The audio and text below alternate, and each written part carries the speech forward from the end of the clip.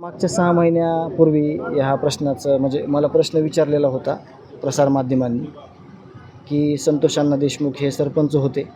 त्यांनी गावचा सामाजिक विकास, सामाजिक सलोखा आणि सर्व गाव कसं पुढं जाईल हे आयुष्यभर त्यांचा जीव होता तोपर्यंत केलेलं काम आहे. त्याच्यावर मी उत्तर दिलेलं होतं की जे अण्णाचं सामाजिक काम आहे ते तर आपण दुःखातही केलेलं आहे. याच्यामध्ये नाम फाउंडेशन आहे, पाणी फाउंडेशन आहे, सह्याद्री देवराई आहे.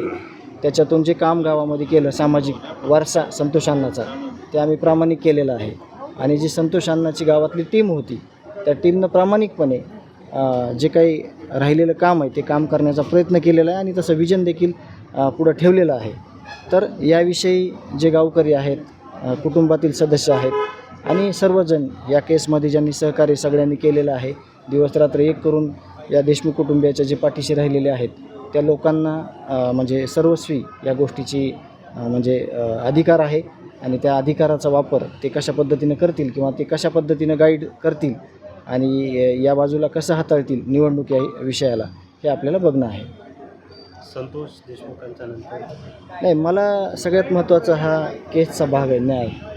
आणि जर मी ह्या गोष्टीत इंटरेस्ट दाखवला तर लगेच ज्या ठिकाणी मी इंटरेस्ट दाखवेल त्या ठिकाणी ह्या सगळ्या गोष्टी 50-50 हिशोबानं माझ्याकडे बघण्यात येईल. त्याच्यामुळं न्याय मिळवणे, या सगळ्या आरोपींना शिक्षा जोपर्यंत भेटत नाही तोपर्यंत मुख्य टार्गेट हे आहे की आपल्याला या क्रूरकर्मी लोकांना शिक्षा देणं आणि त्याचा पाठपुरावा करत राहणं. कोर्टाच्या पायऱ्या आहेत, पोलीस स्टेशनच्या पायऱ्या आहेत, प्रशासनाच्या पायऱ्या आहेत आणि सामाजिक लोक ज्या पद्धतीनं आपल्यासोबत उभं राहिलेले आहेत ते सगळे टिकवणं हे सगळे माझ्या पुढं आव्हान आहेत. माझ्यासोबत सगळे लोक गावातले आहेत, राज्यातले आहेत. तर माझं प्रामुख्यानं एकच टार्गेट आहे न्यायाचं. बाकीच्या गोष्टी आहेत, राहिलेला जो कालावधी आहे 18 महिन्याचा 20 महिन्याचा त्या संदर्भात कुटुंब गावकरी हे ठरवतील आणि आपल्याला ते बघणं गरजेचं आहे. एबीपी माझा, उघडा डोळे बघा नीट.